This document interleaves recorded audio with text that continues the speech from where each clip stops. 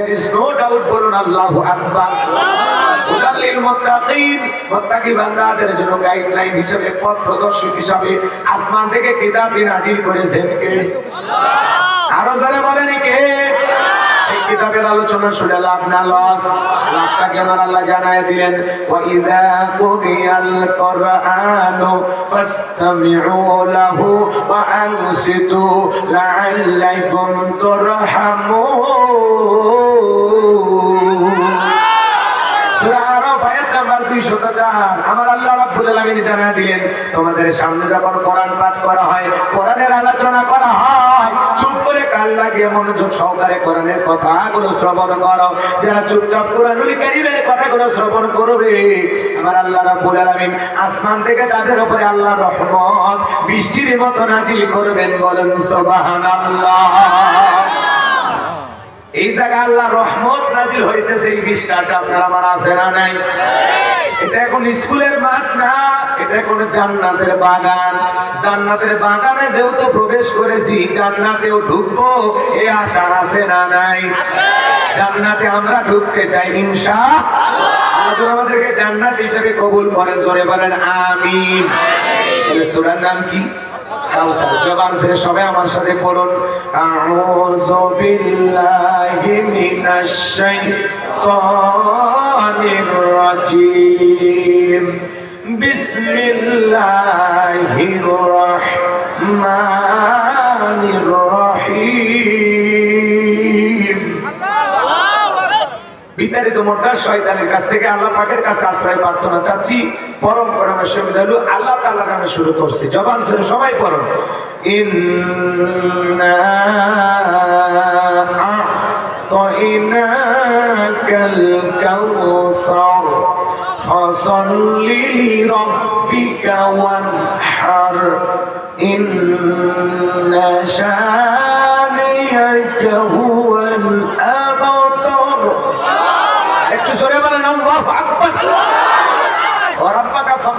তাকবীর হবে রবের নামে, স্লোগান হবে রবের নামে। যেই জমিনে আল্লাহর শ্রেষ্ঠত্ব বরত্ব ঘোষণা করা হয়, ওই জমিনে শয়তানি শক্তি টিকতে পারে না। কথা বলেন ঠিক কিনা? এই জন্য দিনাজপুরের মুসলমান ঘুমাইলে চলবে না, জাগ্রত থাকতে হবে। কথা বলেন ঠিক কিনা? বাতিলকে কাবু করার মূল হাতিয়ার নারায়ে তাকবীর। স্লোগানে বাতিল থরথর করে কাঁপে। এই স্লোগান শুনে শয়তান পর্যন্ত পালায়। সুবহানাল্লাহ, আলহামদুলিল্লাহ জিকির করবেন, শয়তান কাছে আপনার গাল নাড়াবে আর আপনার সাথে জিকির করবে। যখনই বলবেন আল্লাহু আকবার, শয়তান লঙ্গি পরার টাইম হবে। কারণ আল্লাহু আকবারের স্লোগান শয়তান সহ্য করতে পারে না। আজকেও যারা আল্লাহু আকবার স্লোগানের বিরোধিতা করবে, এরাও হলো প্রকাশ্যে তুপমা শয়তান। কথা বলে দেখতে মানুষের মতো, কিন্তু পুরো ভিতরটা শয়তানিরা ভরা। যারা বলে স্লোগান অমুক দলের তমুক দলের, আল্লাহু আকবার স্লোগান কারো বান্দাদের পৈতৃক সম্পত্তি না। এটা মুসলমানের ঈমানকে জাগ্রত করে, ঈমানের শক্তিকে বাড়ায়। এটা মুসলমানের জাতীয় স্লোগান। কথা বলে ঢেকে আল্লাহু আকবার। জন্মের সময় তোর কানে আযান দেয় নাই, আল্লাহু আকবার সহ্য হয় না কেন? পাঁচ ওয়াক্ত মসজিদে মুয়াজ্জিন বলে আল্লাহু আকবার, কথা বলে না কেন? নামাজের ওঠা বসা সব জায়গায় আল্লাহু আকবার। জীবনের শেষ জানাজার নামাজ শুরু হয় আল্লাহু আকবার স্লোগান দিয়া। আর সে আল্লাহু আকবার তোমার কাছে গায়ে জ্বালা পড়া হয়। আল্লাহু আকবার বললে মুনাফিকের মতো মুখটা এলোমেলো হয়ে যায়, চোখ মুখ কালো হয়ে যায়, মুখের দিকে তাকানো যায় না। তোর অন্তরে ভাইরাস আছে, এখনো সময় আছে, সংশোধন হয়ে যা। এরকম আছে না? আছে। আল্লাহু আকবার স্লোগান দেখলে চোখ মুখ দেখলে মনে হয় বৈশাখ মাসে মেঘ করছে, যখন তখন বৃষ্টি হওয়ার সম্ভাবনা আছে। এরকম কিছু মুসলমান আছে না? আল্লাহু আকবার বলবেন, এই জমিনের মালিক কে? আল্লাহু আকবার মানে আমরা কার শ্রেষ্ঠত্ব বরত্ব ঘোষণা করতেছি। আল্লাহু আকবার মানে কে বড়? তোমার এত চলে কেন? তোমার এত খারাপ লাগে কেন? কষ্ট হচ্ছে নাকি আপনাদের? একটু অপেক্ষা করেন, যাইতেছি জায়গা মতো, খালি আমার সময় দেন। যা আছে কপালে হবে কাল সকালে। কতক্ষণ ঠিক কিনা? পুরুষের মতো বাঁচার চেষ্টা করেন, সারা জীবন আর ঘর জমায় থাকা যাবে না। কথা বলেন সামনের দিকে যাই, চলেন একটু মহাপ্পকে আমার সাথে পড়বেন। পড়ছেন তো নাকি? এবার চলেন, এদিক খেয়াল করেন। আমি অনেক ক্লান্ত, আপনারা মন খারাপ করবেন না। অনেক জায়গায় বক্তারা বলে আপনারা আমার মন খারাপ করেন। বাগেরহাট জেলা ছিলেন তো, সেই বাগেরহাট থেকে আপনাদের এলাকায় আসছি। এত পথ একটা লোক জার্নি করলে বলেন তো কষ্ট আছে না? আমি গতকাল থেকে এখন পর্যন্ত 10 মিনিট ঘুমানোর সুযোগ পাইনি, কারণ দিনের বেলায় আমার মসজিদের মাহফিল ছিল। প্রধান বক্তা ছিলেন এদেশের প্রখ্যাত একজন ইসলামিক স্কলার, দিনের দায়ী মুফতি আমির হামজা ভাই। নাম জানেন না? আমার মসজিদ, আমি যেখানে জুমা পড়ে, আজকে দিনের বেলায় হাজার হাজার মানুষ, আপনাদের চাইতে 3 গুণ মানুষ, মাহাতা কর, লক্ষ লক্ষ মানুষ কোরআনের কথা শোনার জন্য ভিড় করেছিলেন। বলেন আল্লাহু আকবার।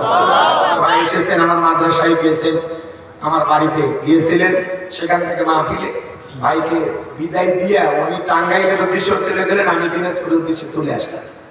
এই জন্য অনেক ক্লান্ত শরীর, তারপরে আপনারা একটু আমাকে জাগিয়ে রাখার চেষ্টা করবেন। জোরে জোরে আওয়াজ দিয়ে বলবেন যে হুজুর এটা ঘুম পাড়ার খাট না, এটা ওয়াজ করার মাঠ। খালি জাগায় রাখবেন, মানে সুবহানাল্লাহ আলহামদুলিল্লাহ একটু আওয়াজ খালি জোরে জোরে দেবেন, আর কিচ্ছু না। পারবেন তো ইনশাআল্লাহ? আর কিচ্ছু না, বলে যতই ক্লান্তি থাক সব দূর হয়ে যাবে আপনাদের ভালোবাসার কারণে। আল্লাহ কবুল করেন, জোরে করেন আমিন। 12:30 পর্যন্ত যেভাবে বলেছি এই পর্যন্তই ওয়াজ করবো ইনশাআল্লাহ। এইবার শোনেন, যেহেতু রেখেছেন তাফসীরুল কোরআন মাহফিল, আলোচনা তাফসীর ভিত্তিক হওয়া দরকার আছে না নাই? এইবার শোনেন, সূরা কাউসার, এদিকে খেয়াল করেন। আল্লাহ রাব্বুল আলামিন তার হাবিবের উপরে কোন সময় কোন প্রেক্ষাপটে নাজিল করেছেন, সেই নাজিলের শানি নজুল বলার দরকার আছে না?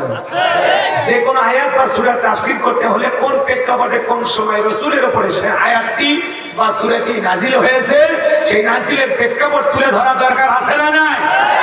আরবিতে বলা হয় শানি নজুল। যদি শানি নজুল আলোচনা করা হয় তাহলে তাফসীর বুঝতে সহজ হয়। বলেন সুবহানাল্লাহ। তাহলে সূরা কাউসার রাসূলের উপরে কোন সময় কোন প্রেক্ষাপটে, সে সময়ের অবস্থাটা কেমন ছিল একটু কি বলবো? রাগ করবেন না তো ইনশাআল্লাহ? আমার ভাইরা মনোযোগ দিয়ে শুনবেন। আল্লাহ রাব্বুল আলামিন কোন সময় কোন প্রেক্ষাপটে নবীজির উপরে সূরা কাউসার নাযিল করেছেন, মনোযোগ দিয়ে শুনবেন বাজান গো আমার। নবীর প্রিয় সাহাবী হযরত আনাস রাদিয়াল্লাহু তাআলা বলেন, আমরা চতুর্পাশ দিয়ে বসা সাহাবায়ে কেরাম আমার বসেছিলাম, আমি তাকায় দেখি নবীজির মনটা ভীষণ খারাপ, মুখটা মলিন, চোখের কোণা দিয়া অশ্রু ঝরতেছে। কিছুটা সময় অতিবাহিত হয়ে যাওয়ার পরে আমি তাকায় দেখি আমার নবীজি মুস্কি মুস্কি হাসতেছেন। বলেন সুবহানাল্লাহ। আমার মনোযোগ দিয়ে আমার কথাগুলো শুনবেন বাজান গো আমার। আমার নবীজি কেন কাঁদেন, কেন হাসেন, এর পেছনে কারণ আছে না নাই? হযরত আনাস দেখে বলেন, নবী গো এই মাত্র দেখলাম আপনার মনটা খারাপ, মুখটা বলেন চোখের কোণা দিয়ে অশ্রু ঝরতেছে, আবার কেন আপনি মুস্কি মুস্কি হাসেন, ব্যাপারটা বুঝতে পারলাম না। আমার নবী কেন কাঁদেন, কেন হাসেন, এর পেছনে রহস্য আছে না নাই? নবীজির মনটা খারাপ, মুখটা বলেন চোখের কোণা দিয়ে অশ্রু ঝরতেছে, কারণ হলো নবীজির কলিজার টুকরা ছেলে সন্তানগুলো জন্মগ্রহণ করে, আর একে একে ছেলে সন্তানগুলো মারা যায়। ইব্রাহিম মারা যায়, আবুল কাসেম মারা যায়, তাহের মারা যায়। বলেন তো বাজান, একে একে ছেলে সন্তানগুলো যদি মারা যায়, বাবা হিসাবে নবীর মনেও কষ্ট লাগে কিনা? ছেলেগুলোকে হারিয়ে মনটা ব্যথিত, হৃদয়টা ব্যথিত। নবীজির কাছের চাচা নাম হলো আবুল হাব, ডেকে বলে, ভাতিজা তোমার বংশী বাতি জ্বালানো কেউ থাকলো না, তুমি একটা লেজ কাটা, তুমি একটা নির্বংশ, জোরে কন্যা মুজবিল্লাহ। আপনারাই বলেন তো, আল্লাহ না করুক আপনার আমার সন্তান যদি মারা যায়, কাছের আত্মীয় স্বজনদের উচিত বিপদের দিনে সান্ত্বনা দেওয়া। বাবা তুমি সবর করো, ধৈর্য ধারণ করো, সবর করো, ধৈর্য ধারণ করো। আল্লাহ যদি চায় বছর না করতে আবারও তোমাদের ঘর আলোকিত করে আল্লাহ একটা সন্তান দেবে। কথা বলে ঠিক কিনা? কাছের মানুষদের উচিত বিপদের দিনে সান্ত্বনার বাণী শোনানো, বিপদের দিনে পাশে থাকা। কিন্তু নবীজির চাচা এতটাই খারাপ, আবুল আহাব ডেকে বলে, ভাতিজা তোমার বংশে বাতি জানার কেউ থাকলো না, তুমি একটা লেজ কাটা, তুমি একটা নির্বংশ, জোরে কন্যা নাউজুবিল্লাহ। একে তো সন্তান হারানোর ব্যথা, আবার আপন মানুষদের সমালোচনা, নবীজির মনের কষ্ট কমে না বাড়ে। আমার নবীজির ছেলে সন্তানগুলো কেন জীবিত থাকলেন না? অনেক পয়গম্বরের সন্তান জীবিত ছিল, নবীর ছেলে নবী হয়েছিল, কথা বলে ঠিক কিনা?